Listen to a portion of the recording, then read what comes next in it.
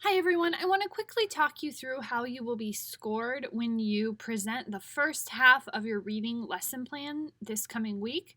So I have pulled the most relevant 5 standards from the MEAS. So remember, this is the scoring guide that you will be assessed with when you are student teaching. Every observation besides the first one, which is just an introductory observation, will use these standards. There are more, but I have pulled the 5 that are most relevant to this type of situation, to actually delivering a lesson. So some of the other standards are like parent contact, professional development. So these are more based on the things that I will actually see in your lesson plan and in your delivery of the lesson plan. So we have standard 1, 2, 3, 4, and 6. Standard 5 is more about classroom management, and like I said, we're not going to be practicing classroom management in particular with like difficult students and things like that when we give this lesson plan. So these are more related to the content and the delivery. Your lesson plan delivery is worth 50 points. It is what you all have chosen to do for your midterm, and the midterm is a 50-point assignment. So remember, you are just delivering your lesson plan up until we do the free reading. So it will be based off of what I can see you deliver, and then I'll consult the actual lesson plan as well to consider what else you had planned for that lesson, and that will be a part of my scoring too. So when I score standard 1, I'm just going to be looking at the narrative of each category here, and standard 1 will be worth 10 points. Now when you look at each standard 3, the MEAS has in this dark gray because 3 is where we want student teachers to be when they finish student teaching. So this is like where you should be right before you actually begin teaching. 4 is really, really rare. Even excellent student teachers hit 4 on maybe just 1 or 2 categories. So we are not necessarily expecting, you should not feel pressure to be performing in the 4 level at this point.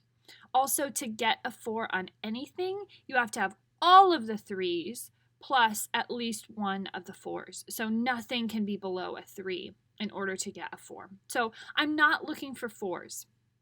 In fact, since 3 is where I want you to be at the end of your student teaching semester, and you are not even at the end of your senior block yet, 3 is also, I would like to see some categories making it into the 3, but I don't expect all categories or all pieces of the narrative to be in the 3.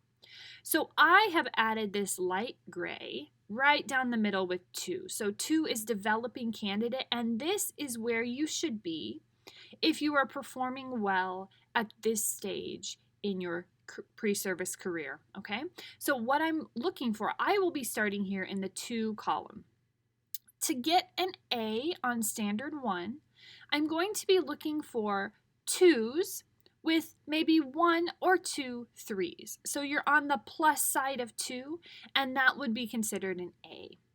If you are all the way down on the 2s and nothing really down here, you would get a B or a B plus, okay? So if you would like to receive an A, I would expect for you to your lesson plan and your lesson plan delivery to convey to achieve these, and you're inching up towards the 3, and that would be considered an A for this, okay? So on standard number 1, this is about content knowledge aligned with appropriate instruction. So you know what you're talking about and your instruction makes sense for the subject matter.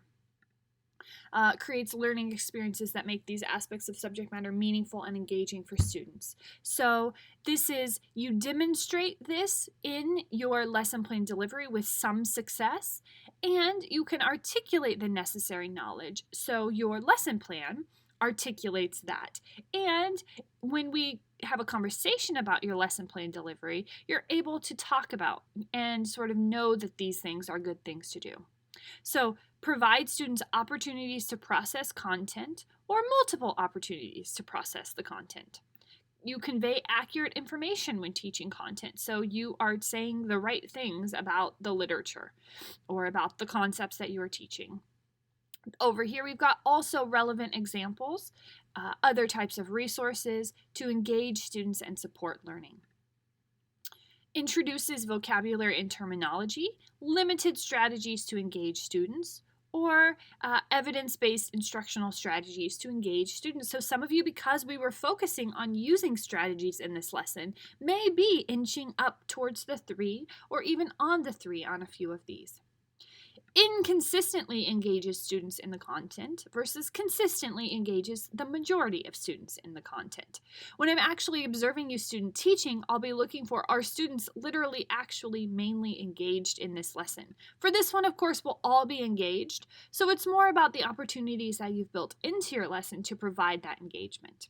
So if you have achieved all of these and are inching up on a few of these, you will receive an A on this standard, a 9 or a 10 out of 10. Standard number 2 is about differentiated instruction, basically. So learning opportunities that are adapted to diverse learners and support the intellectual, social, and personal development of all students.